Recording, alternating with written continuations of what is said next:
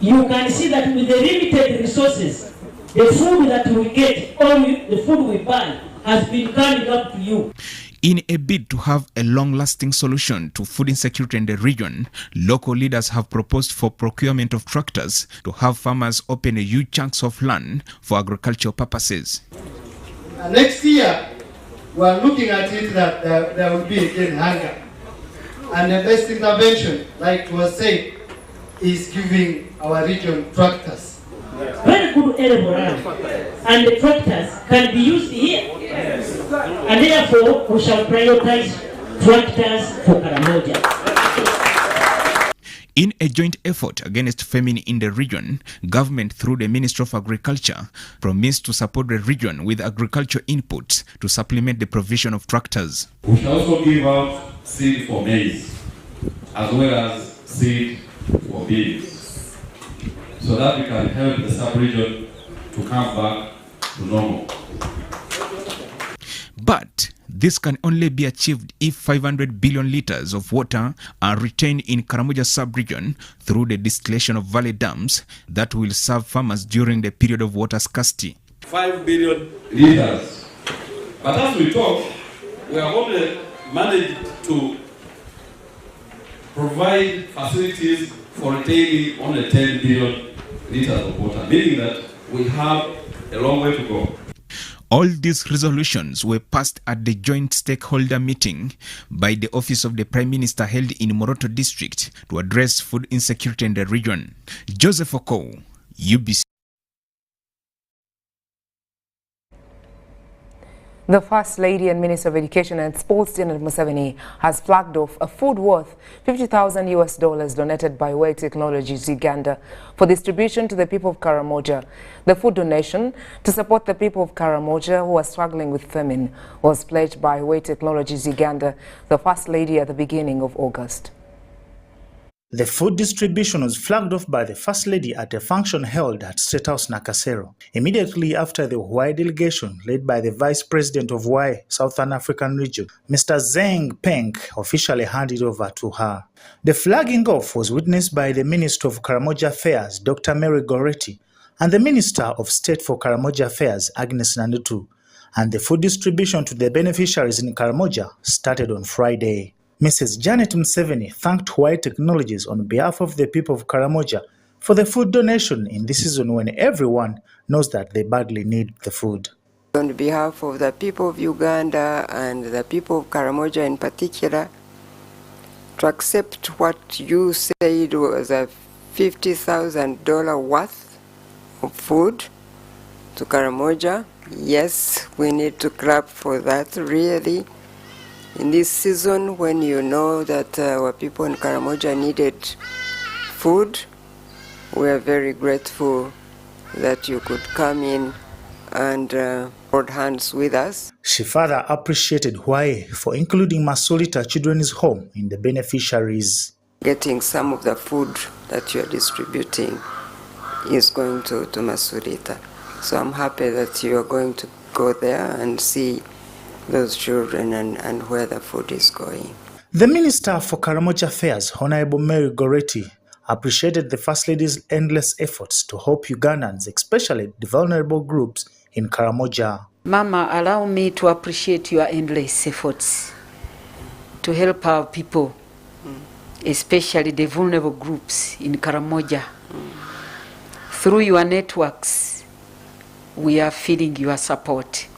The Vice President Hawaii Southern Africa region, Mr. Zeng Peng, explained that the consignment includes over 10,000 kilograms each of various foodstuffs, including maize, cassava and wheat flour, over 5,000 kilograms of rice, 2,000 kilograms of cooking oil, and sugar, respectively. The total quantity for the food is worth about $50,000, which include some cans of flour and rice, cooking oil, and sugars. So we plan to start from this evening. Tomorrow, we will go to 4 towns, the children's home in Masolita and Vocational. Okay. Yeah, all these areas are suggested by your team, and we are grateful for the cooperation and the organization. So just like our slogan said, a better you for a better Uganda, we hope we can support when we need, and we can contribute to having a better you and to a better Uganda. Reporting for UBC, Baguma William. In other activities of the day, Operation Shujaa overall commander against the Allied Democratic Forces, ADF terrorist group, and other negative forces in Eastern Democratic Republic of Congo, Major General Bombele Kamili and Major General Kayanja Muhanga of UPDF have been impressed with the joint forces of UPDF and FRDC in Sector 2 Axis in Eastern DR Congo. The two commanders of FRDC and UPDF are in Eastern DR Congo, boosting the morale of the forces and draw the final onslaught plans against splinter ADF groups marauding in that sector. Boga, Chabi, Kainama areas where ADF had concentrated for decades and displaced Congolese families is now fully liberated. The joint forces have continued to execute their roles together, sharing intelligence and implementing orders to attain Operation Shujaa objectives. The overall Operation Shujaa commanders, Major General Bombele Kamili of FRDC and Major General Kayanja Muhanga of UPDF, are in Eastern Democratic Republic of Congo, boosting morale of the forces and draw the final onslaught plans against splinter ADF groups. A lot of achievements. We have defeated them in their old camps, like I have said, in their former permanent camps. We have disrupted their communication network. We have disrupted their logistic network. We have disrupted their recruitment network. So, a lot of achievements. My responsibility, my president mbili ya DRC afande Felix Tshisekedi Chilombo na mheshimiwa afande Yoweri Museveni ya Uganda yenye bananipa mimi na General Kayanza, tuko na endelesha hiyo kazi na nadhani tutamfikisha kumwisho, na inaomba state yetu mbili itusaidie kwa hiyo kazi, kwamba adui huyu anafanya terrorism anakuwa kichwa nguvu sana.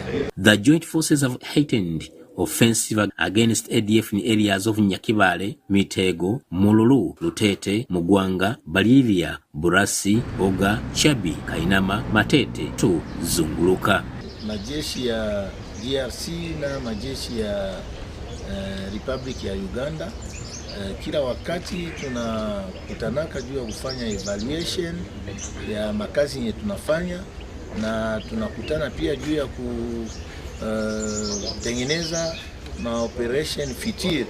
In his remarks, Major General Kayanja Muhanga revealed that ADF have been weakened but still remain a threat to the region. We have been carrying out in Eastern DRC to look at our achievements, to look at what we have been doing. Yes, we have at least managed to achieve the strategic objective of this operation. Muhanga urged the forces to practice the elements of combat power.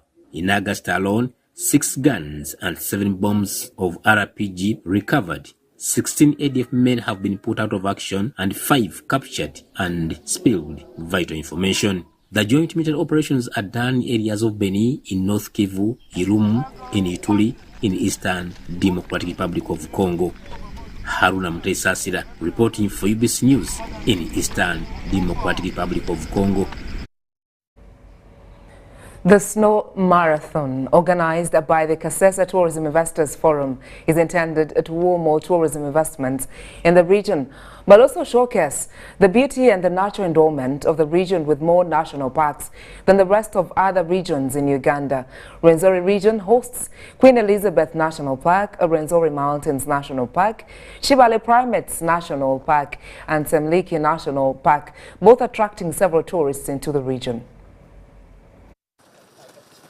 The State Minister for ITs and National Guidance, Godfrey Chabyanga, and the Minister of State for Tourism, Wildlife and Antiquities, Martini Mogala, have graced the 5-kilometer snow marathon run. Other participants included former Kasese woman Member of Parliament Winnie Chiza and Kasese members of Parliament Kabyanga said the event is a blessing to Kasese and it won't leave it the same. I'm supporting conservation, supporting running for peace, supporting running for conservation, and supporting running for promotion of tourism. But the most important thing, I feel so happy that all these people can come and join us.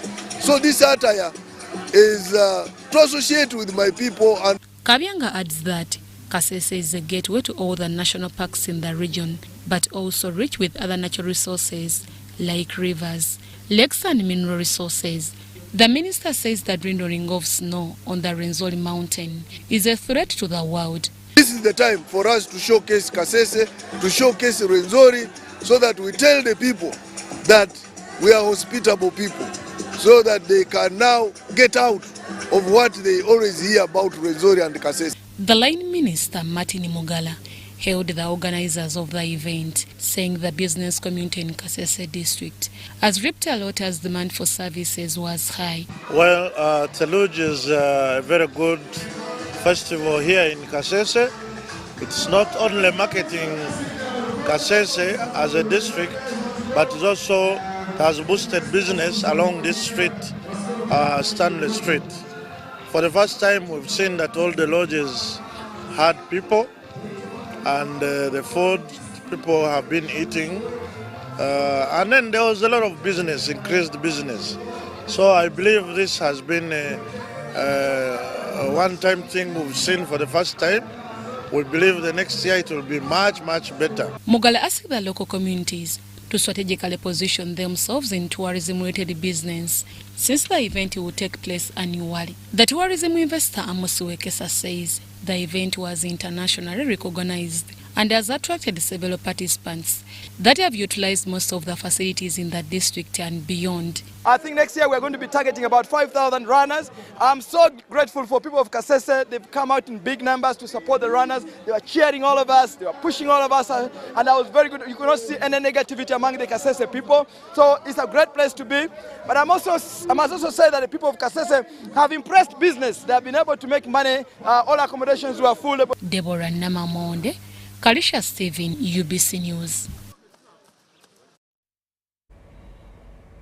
More from the local scene, Bunyoro Kitara Kingdom has condemned the act of beating people in church by Prophet Dennis Chintu, describing it as barbaric and unbecoming of a man of God. The pastor has been charged with 17 counts, and soon he will face trial, answer to all the counts that including trafficking of persons, common assault and promoting sectarianism, all amounting to human rights violation. Recent social media footage of Prophet Chintu flogging his followers of Empowerment City Church in Hoima has not gone well with the Bunyoro Kitara Kingdom. The Bunyoro Kitara Kingdom Prime Minister Andrew Byakutaga says that such barbaric acts cannot be tolerated by the kingdom. Bunyoro Kitara Kingdom and the Banyoro welcome people of all sorts from all sorts of life who come to Bunyoro to support the Banyoro in development. But when we get people of this caliber, we should really resist them in all possible ways. The Premier says some of the words in the video were demeaning and disrespectful, requesting other religious leaders to come out and condemn such an act. We'd like to call upon the legal system, the courts of law, to do this work very seriously and let this man charged if found guilty. We wouldn't want to see him tomorrow again on the streets and beating more people. Meanwhile, the Hoima Grade 1 Magistrate Elijah Eradukunda has remanded Pastor Dennis Chintu of Empowerment City Church International to Chiriatete Government Prison for 1 week. He was arrested on Wednesday evening, appeared before Hoima Grade 1 Magistrate, who read to him the 17 counts that include trafficking of persons, common assault, and promoting sectarianism, among others, which he committed on 28th August this year. This matter is adjourned to the 7th of September 2022, and the accused persons are remanded until the next. Eradukunda notes that some of the counts were beyond his jurisdiction and would be handled by the chief magistrate, prompting him to remand the pastor and another Brian Businje, the head of communications at the church, to Chiriatete prison until 7th September this year. The pastor is represented by Councillor Norbert Alibankoha. We couldn't do much because like the first count or the 8th count is only triable by the chief magistrate who is indisposed. That's why we applied that we hear this matter on Wednesday next week when the chief is present. So we believe we shall make our bail application on Wednesday when the chief is present. That's all we can say.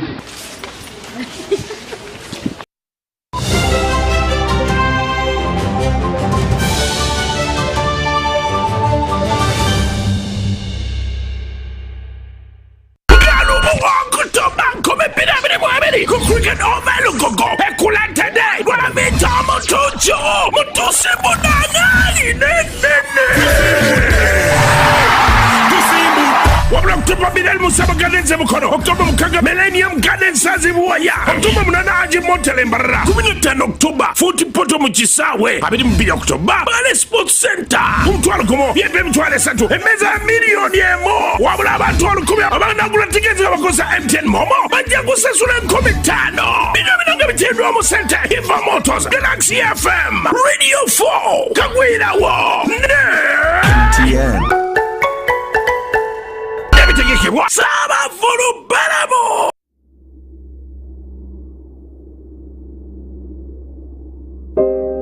I remember the lockdown when the streets were empty and our lives disrupted, when businesses closed and our livelihoods hung in the balance. Hospitals were full. We lost loved ones, jobs, and hope. Our children couldn't study anymore. We cannot let this happen again. We should not go back. Get fully vaccinated against COVID-19 and join the millions of Ugandans who are already vaccinated.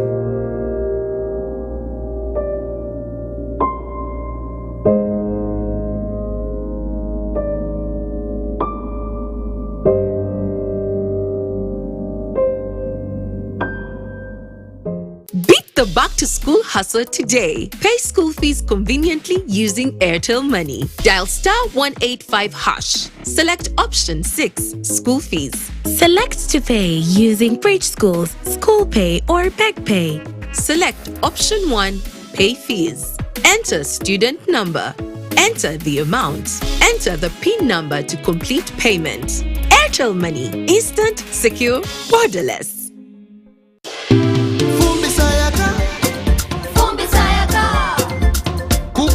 Electricity is now affordable. Cook your beans. Avoid smoke. Sayaka. Cooking with electricity is now so affordable with the Fumba tariff set by the Electricity Regulatory Authority. With the Fumba tariff, you can now buy up to 70 units of Yaka at a reduced price of 412 Uganda shillings per unit after consuming your first 80 units of the month. For more information, contact the Electricity Regulatory Authority on 0200 506 000. The most exciting league in the world is in full swing. And this weekend's biggest winner is you. Watch this, I'm coming up. It's GoTV's first open weekend. A weekend where all GoTV subscribers can enjoy all the Premier League action from 1 to 4 September. All 11 games, 6 of them live. Watch this, I'm coming up. And with in-depth analysis, recaps, and magazine shows, it's more than just a game. It's Premier League for everyone. So stay or get connected using the MyGoTV app and love it. Jesus turning and scoring. With GoTV, terms and conditions apply. Oh, they look nice. Thank you, honey. Yo! Yo!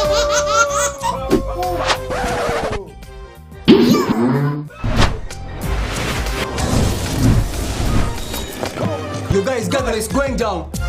Gather! Gather! Yo! I tell you what. Yo! Airtel is giving you bigger data bundles for the same price.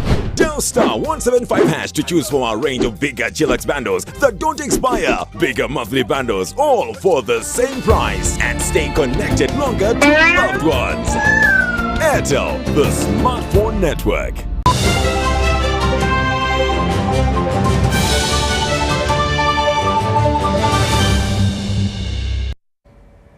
News Tonight it is. Thank you so much for staying with us. And now in other updates of the day, Kwame Ejalu, the board chairman, Uganda Electricity Transmission Company Limited, has called for greater collaboration with local communities in fostering a nationwide electricity connection.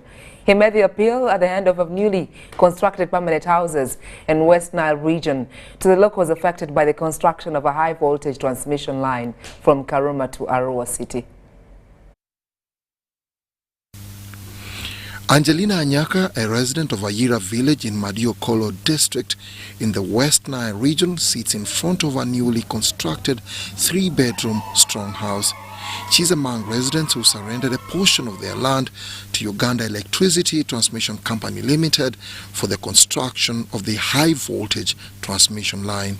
I would like first of all to start by thanking the people of Ayira village and Olepi sub-county. You are an exemplary people to work with. You have made our work here very simple. If every sub-county and every village behaved like you did, power would have reached many places of Uganda much earlier. Rather than receiving money for the inconveniences caused since it involved the destruction of her grass-thatched house and kitchen, Angelina and some project-affected persons preferred a modern house, kitchen and lavatory.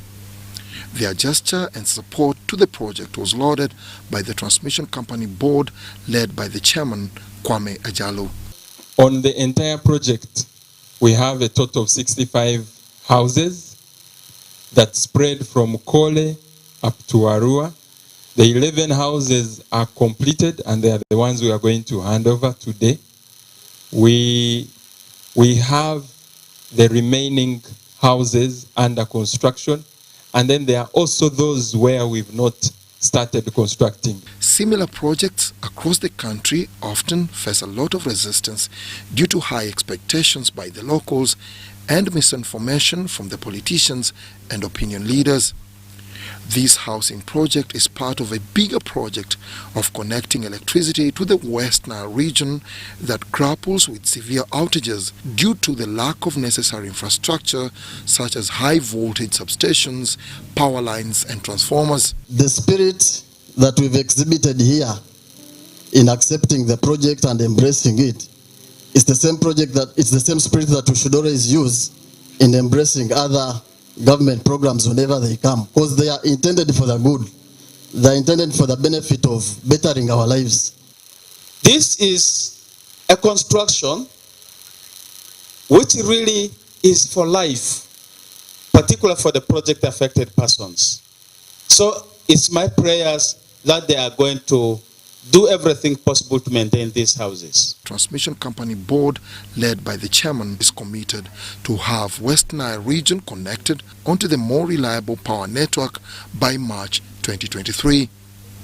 Currently, the project progress is estimated at 69%, and that is to do with erection of foundation and towers, as well as stringing of transmission cables. Dennis Igoa for UBC News in the West Nile region.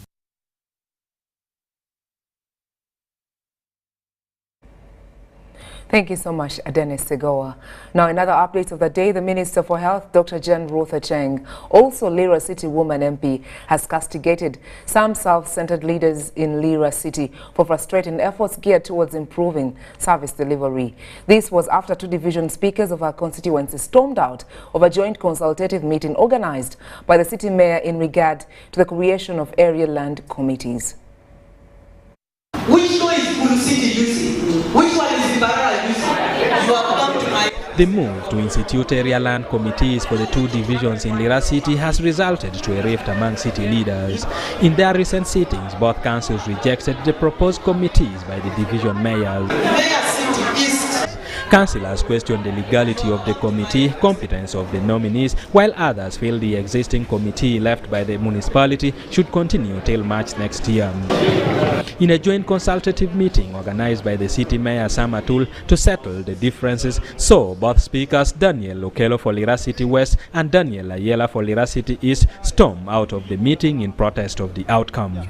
They need to go back on a drawing board and revise what the priorities are. Why are they so interested in land? We want to see a board of survey report. We want to know which land belongs to Lira City Council, which land belongs to Lira District. For me, I want to believe it is also the government confusing us, not the speakers, because we need the position of the law to be clear. We do not have the existing laws that is governing the current new created cities.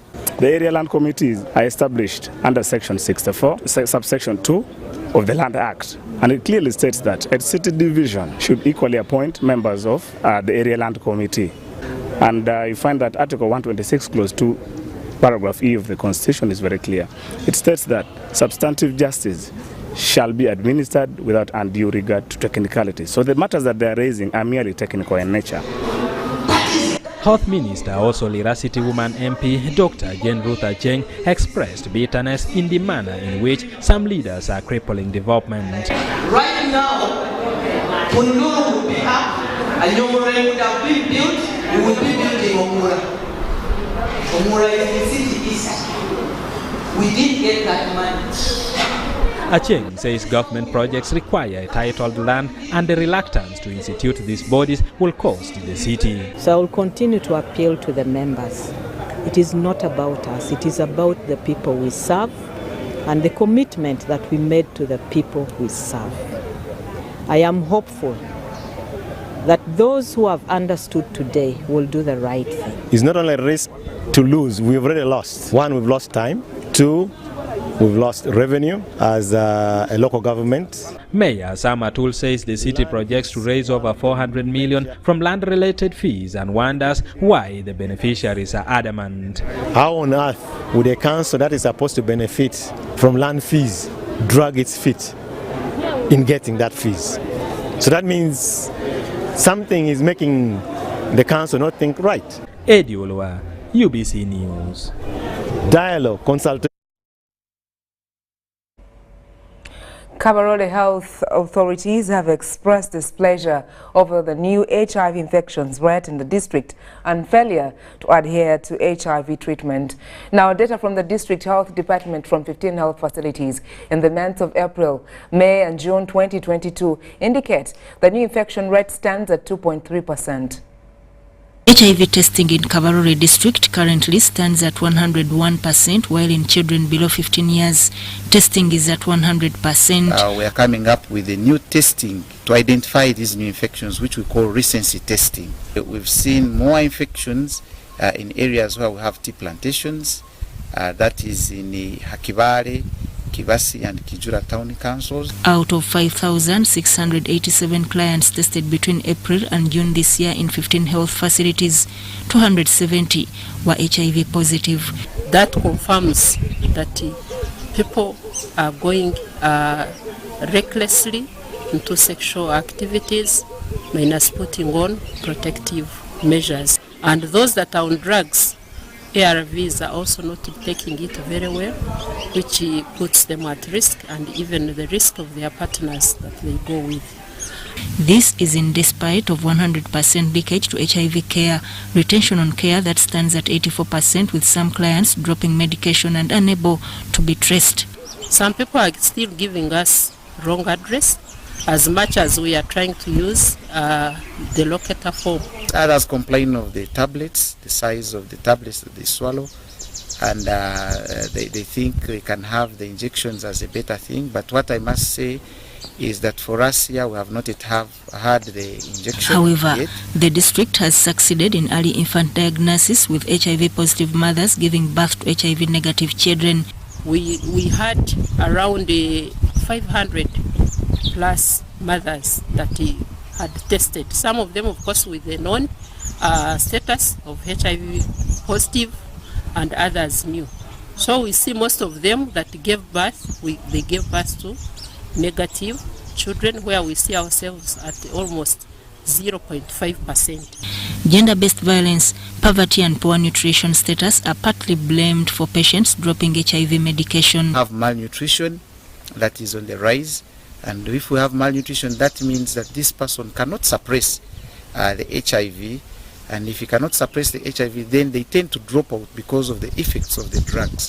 The district, together with Uganda AIDS Commission, have embarked on functionalizing AIDS committees at all levels to sensitize communities on HIV scourge. HIV-positive activists, however, want government to recruit more counselors in hospitals for psychological support and engage the youth on government programs. And we need to help our young people to have economic empowerment as one of the biggest factors that can help them focus, because it is one of the biggest driving factor. Kabarole is the second leading district in Uganda with HIV prevalence rate at 14.6%. After Kalangala, that stands at 18.8%, higher than the national prevalence of 5.5%.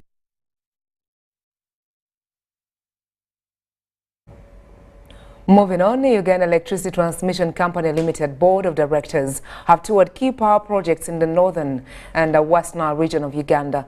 The inspection and familiarization tour of UETCL Projects Organization as it focuses on improving service delivery. The recently inaugurated team agreed on a collaborative approach that will boost efficiency and ensure electricity transmission is flawless across the country. It is the first time that the new board of directors of Uganda Electricity Transmission Company Limited is visiting a number of key power projects in the northern and western region of the country. So as you know, the electricity supply industry has got different sections. Ours is transmission, so we want to make sure that we are not letting the industry down and making sure that we are ready for the evacuation. In this excursion, the board of directors toured key power projects, amongst them the fully operational Kawanda and the Karuma power substations. The 5-day field excursion also saw them visit the ongoing construction sites of Gulu, Kole, Agago, Oluyo, Nebi and Arua electricity substations. Karuma is, at the moment, is the biggest hydropower plant that we are constructing, so they would be interested in knowing what is actually going on so that they support management in making decisions that would expedite the completion of all the projects that feed into it. Karuma's 600 megawatts hydropower project is expected to be progressively connected onto the national grid in the coming weeks, and it's therefore of great importance that all systems work seamlessly. The line is currently energized, and we are transmitting power from Kawanda to Karuma. So when the hydropower plant is ready to transmit, to generate and transmit, the power will flow from Karuma to Kawanda. The north and west Nile regions of the country have had suppressed electricity demand from time immemorial. When the challenge is finally addressed, a spike in development is certain. And once the line, the grid reaches West Nile, we shall surely see development in West Nile. The good news is that once West Nile is connected onto the grid, once we are done with these projects, that is the switching station and the substation at Kole, and also the substations at Guru, Nebi and Arua, as well as Orio, we are going to have the northern region and West Nile in particular as the most reliable, having the most reliable electricity network. Dennis Igor for UBC News. A number of people are waiting for a chance to get open heart surgery at the Uganda Heart Institute in Mulago Hospital. The executive director of the Uganda Heart Institute, Dr. John Omangeno, says the institute has capacity of 8,000 cardiovascular cases annually. This was revealed during the maiden visit of the Rotary International President, Dr. Jennifer Jones, of Rotary-funded projects across the country. Uganda Heart Institute was established in 1988 to bridge the gap in management of heart diseases in Uganda. An estimated 1.6 million babies are born with congenital heart defects annually, and only 8,000 can undergo surgeries. Yeah, 16,000 babies with heart defects are brought on the Ugandan market. That one, it is just like any factory. 50%, and that is why we are talking about the 8,000. 50% of them, their defect is to the magnitude that requires intervention. Dr. John Omagino says the prolonged waiting time for patients to undergo surgeries makes them catch other infections and complications, and he cautioned expectant mothers to be mindful of their health. So as we talk, I was telling you when we were in the corridor, we have a backlog of 500 children awaiting to have surgery by entering that golden gate that you entered. And they have to wait as they even get complications. But it has been associated with either mothers who have a very young age or a very old age. The system is either not yet stable or it is retiring. The President Rotary International, Dr. Jennifer Jones, applauded the Rotary family for the tremendous work done, especially in the health sector. That Rotary has played such an integral role in so many of the value programs here at the hospital, including the Heart Institute, but many others as well. The capacity issues that you've addressed are certainly ones that additional equipment and additional resource are necessary to make that happen. We can't look away when we know that children have circumstance that we can help. Among other activities was the initiation of Executive Director, Uganda Heart Institute, Dr. John Omagino, into the Rotary family. Mary Namkose, UBC News. Thank you, Mary, for the update. Now, over 40 teachers from different schools have undergone training on how to handle children with disability in their respective schools. The teachers were trained in 3 modules, which include sign language handling and identifying children with disability. The training was facilitated by Site Saver at Shimon Teacher Training School, Kira, Wakiso District. On several occasions, schools and teachers have found it hard to teach children with disability. The Minister of Education and Sports, Chambago University, with support from Site Savers, have decided to equip teachers with skills to manage children with disability. Because of the knowledge that I've acquired here, I can now identify such children. Because we had that topic, I can now use reasonable accommodation. Even the pathways, at that time we had no pathways in the school, but right now there are pathways where these children can pass. Such kids were actually a burden to us, not knowing that they will be also some useful citizens. And that started with even their own parents. Some parents still have that negative attitude that maybe my child has this disability, let me just hide him or her at home. This one, I don't think that he will be someone in future. The Deputy Senior Education Officer, Wakiso District, Nakabugo Janat Sali, highlights on some of the programs by the ministry to handle children with disability. By the Education Officer Guide Special Needs Education, she is going around the district ascertaining the numbers that we have, which therein shall help in the increment of the fund that is remitted for the support to the Special Needs Department. The facilitators of the training are optimistic that with such training, teachers will acquire first-hand skills to interact with children. From their evaluations, report indicates change, 1, in attitude towards the children with disabilities in their classroom, 2, change in their practice. So they confess now they're able to, number 1, identify which was a gap. A teacher could not tell which kind of need or disability does this child have. We want teachers, these particular teachers and other teachers, to realize that it is a constitutional right for all children to be in school, and they have a responsibility to ensure that they support the children to acquire education like any other child.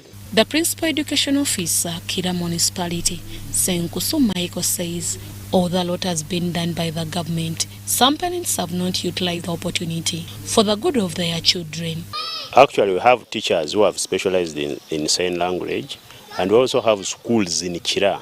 So I'm calling upon all parents all over Wakiso, and in Kira in particular, to bring all those learners who are at home. You may have neglected them simply because they have impairment, they cannot see properly, they have hearing impairment. Bring them to schools because we have equipped these teachers. Deborah Namamonde, UBC News. Thank you, Deborah. Stakeholders in externalization of labor are seeking to stop persecution of Ugandans working abroad.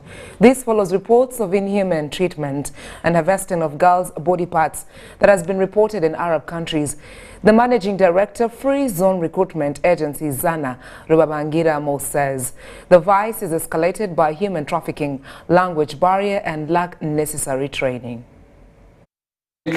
Boys and girls, and girls normally they are the who get problems in their domestic works, but then we have tried to make a program, and we have made groups, WhatsApp groups, such that the communication for those maids to us is easier. We communicate easily, and whatever is happening, we respond as soon as possible. And we hope that we shall not be having problems with our workers and our agents, because the relationship we have with our agents is good, and we also intend to be going there every other time. So it's useful in the sense that many of them are not used to the machines that those Arabs use. So if you train that lady, she will go knowing how she can use all the utensils that those guys have, and even the communication barrier is cut, because we train them in some bit of Arabic and some bit of English. And normally what has been a problem is that their communication has been poor. You find someone who is asking for, say, a plate, and someone does not know what a plate is. So, but then we train them in those utensils, and we make sure that they go knowing what they are going to find in those homes. So, this free zone exports labor to UAE countries, and we normally take cleaners, landscaping, domestic workers, drivers, security guards. I'll be returning shortly, and I'll take you through more updates and activities as far as today is concerned.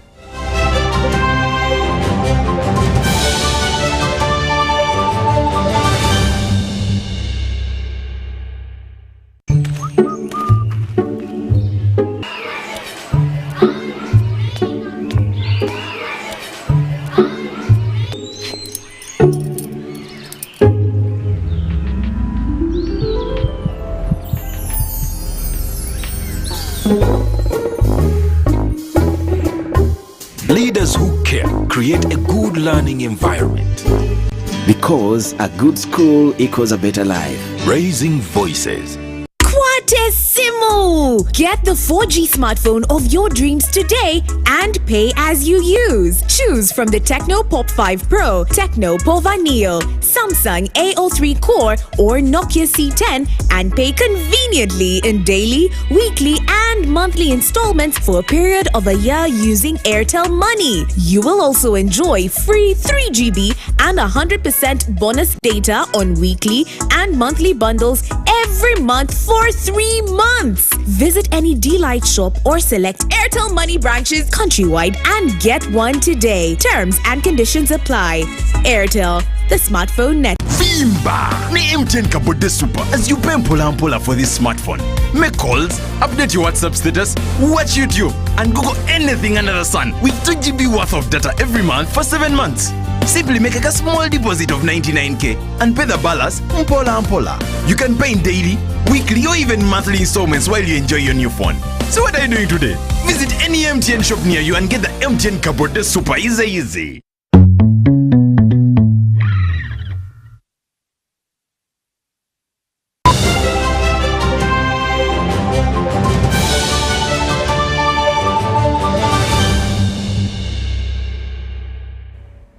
News tonight it is. Thank you so much for staying with us. Now in more updates of the day.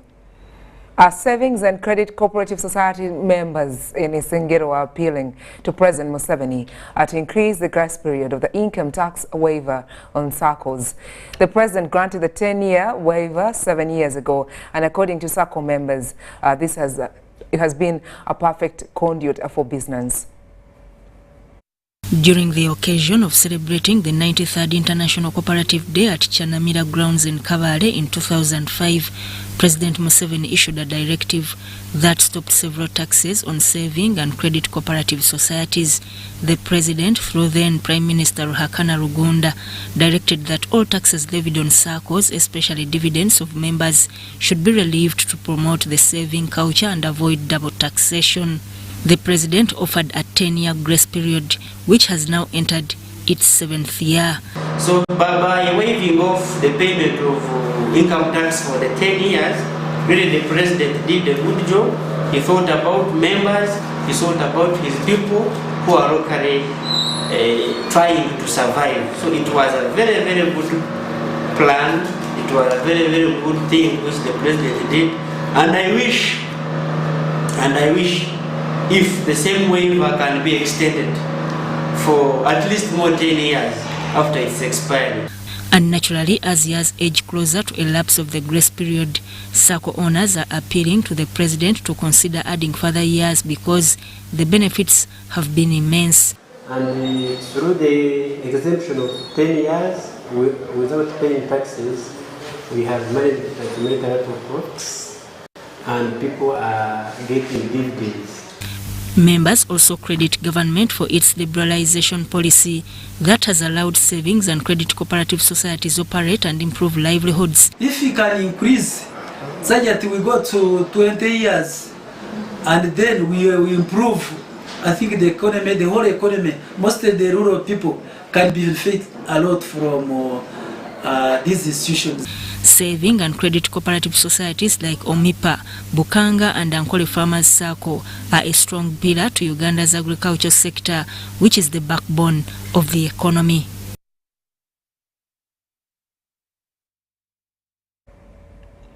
Mercury is among the top 10 of chemicals of major public health concern. According to the World Health Organization, mercury's harmful effects include brain damage, mental retardation, blindness, mutinance, and lack of coordination. Children poisoned by mercury exposure after birth may develop problems of their nervous and digestive systems and suffer kidney damage. Uganda ratified the Minamata Convention on use of mercury. Its manufacture, import and export prohibition came into effect in 2020, except where countries have requested an exemption of an initial 5-year period. However, communities continue to use mercury to extract and purify gold in artisan mines in Uganda, such as Chigunda in Kasanda district. 52-year-old Tumuhire Aisha has been using mercury to extract gold from other minerals in Chigunda gold mine in Kasanda district, asserts that the use of mercury has affected her health already.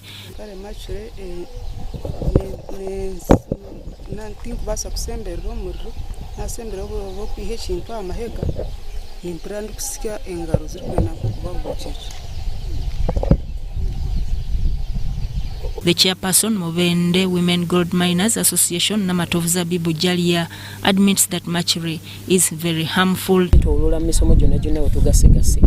Mercury mchitufu wa bulabi ate naddala fa abakyala ababeera mu budiba nga tubeera tuwoza tuwoza wansi mu gundi ababeera mu budiba nga tukuuta ne machuro oyo tukosa bubi nnyo avunze enjala obwongo bwerabira bw'obeera n'olubuto omwana ozaala nga yina enaali yegeyegebwa ati tabeera na mikono tabeera na magulu ate kasita kikwataganye nti kuzaala nga tulina kuva buvi ku machule.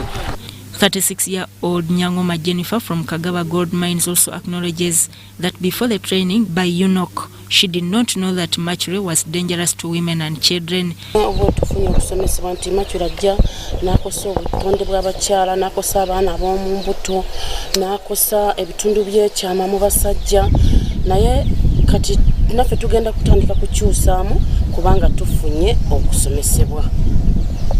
Uganda National Association of Community and Occupational Health, with support from Dialogos of Denmark, have launched a mercury-free system of borax where women under their umbrella Muogoma are going to use to purify their gold without using mercury.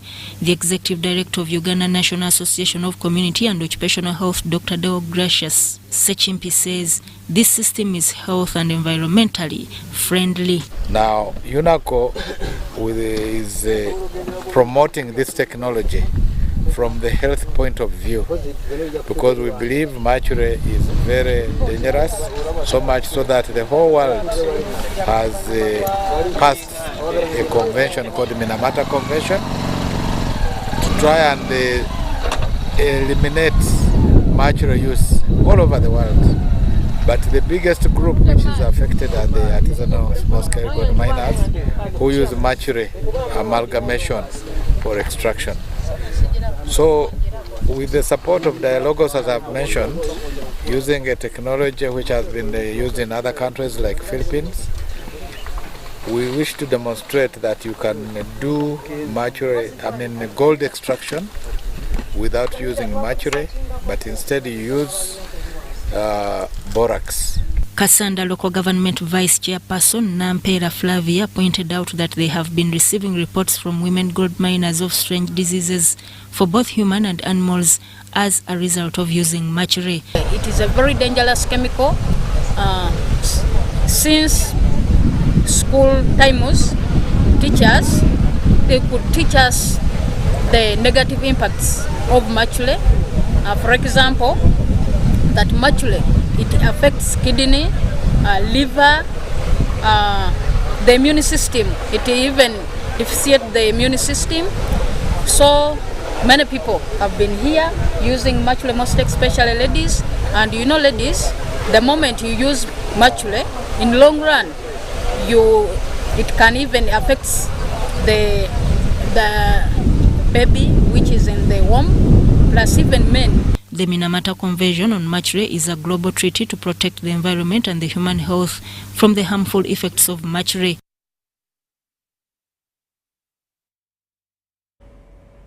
A very strong warning from that particular update coming through. Now, moving on, the State Minister for Agriculture, Animal Industry and Fisheries, Chakula Dabuino, says this is a great milestone to Ugandan farmers and traders, with now Uganda ranked the second largest producer of fresh fruits and vegetables, producing about 11 tons per year.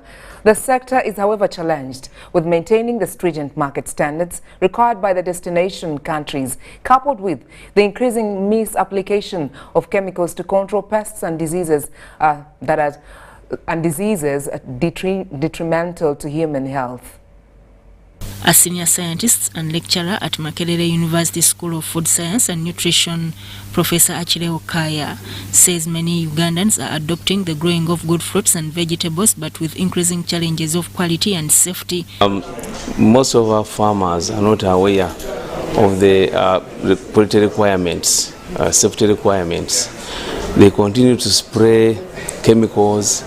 They continue to apply a wide range of inputs without following the recommended doses, and in that way you find out that there's a lot of chemical residues in our fruits and vegetables. Professor Kaya says Ugandans and other consumers should avoid buying any foodstuff with visible chemical sprays signs. He challenged stakeholders against inadequate technical guidance to the fruits and vegetables farmers, with now the increasing emergency of pests and diseases as a result of climate change. So there is the need for awareness campaigns of our farmers, of our traders, even the consumers. In fact, if the consumers can stop, buying or purchasing fruits and vegetables where they see visible signs of chemicals, that would actually be very, very good. The State Minister for Agriculture, Bwino Kyakulaga, says his ministry is setting up mechanisms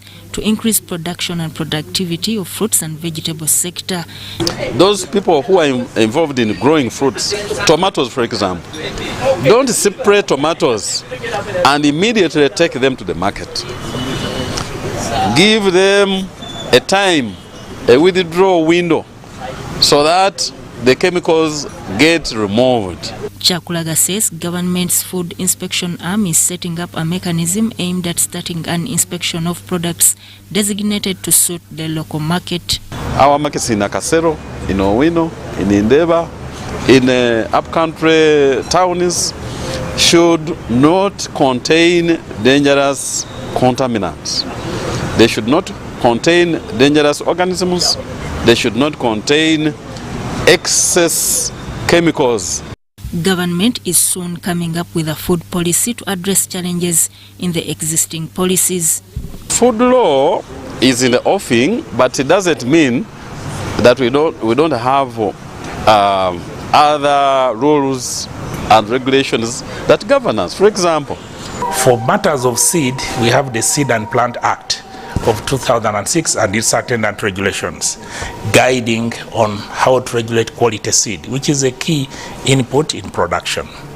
In the use of pesticides and fertilizers, which also impact on the quality, we have the Agriculture Chemical Control Act. What is left is increasing on the crop inspectorate system and extension system along the entire agriculture value chain.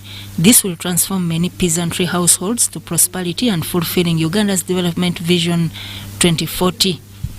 Yeah, so I mean, through this project, and it's been very multifaceted. There's been many different systems put in place. Training has been provided to farmers. So that Kaye, Douglas Setumba, UBC News. Thank you, Sudat and Douglas. Now, over 700 children have been awarded with certificates in industrial disciplines at Great Lakes Industrial Institute, Eastern Uganda campus. The Minister for Science, Technology and Innovations, Dr. Monica Musenero, officiated the ceremony.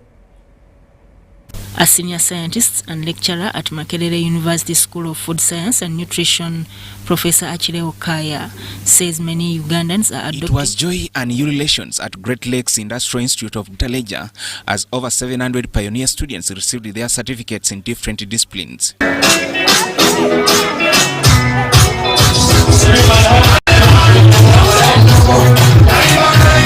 The function to graduate industrial and art students at Great Lakes Industrial Institute was officiated by the Minister for Science, Technology and Innovations, Dr. Monica Musenero. I want to ask the bucket, why should we sit here until we die of poverty?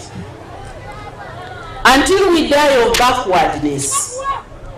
Why should we sit here and continue to be referred to as in Chida?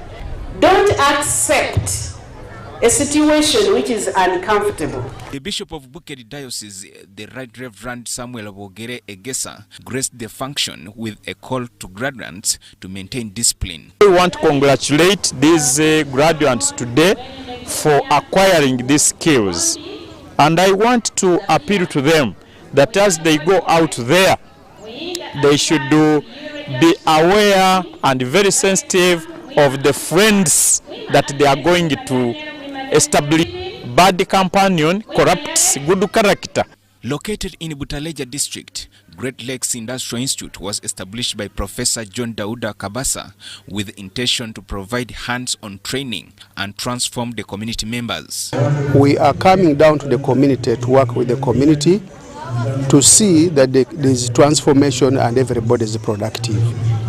So in this schooling system, you get a skill first, you make the product that you learned the skill for, and then you go ahead to start the business, or you get And when someone graduates with these skills, and then parish model comes on board and support them that money which is coming, now someone can pick money knowing that I'm going to use this money to boost my business because now someone has already the skill. Graduates explain how they feel after attaining the certificates. I did Smart Trade and Commerce on the GLIDE, that's Great Lakes Industrial Institute.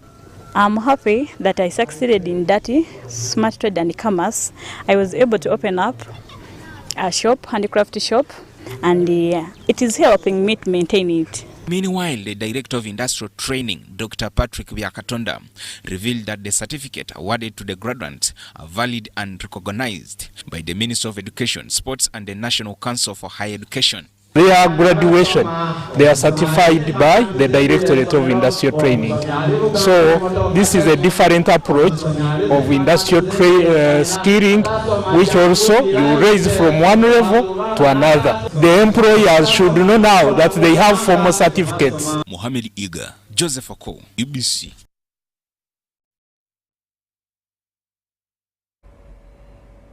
That's all we had time for this particular newscast. Thank you for gracing us with your company.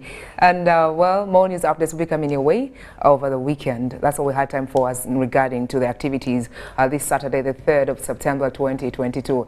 My name is Sandra Kahunde, and I was joined by Mohammed Mugalu for the sign language interpretation. From the entire team behind the scene, wish you a great night and of course a blessed weekend as you still enjoy it. Keep it UBC.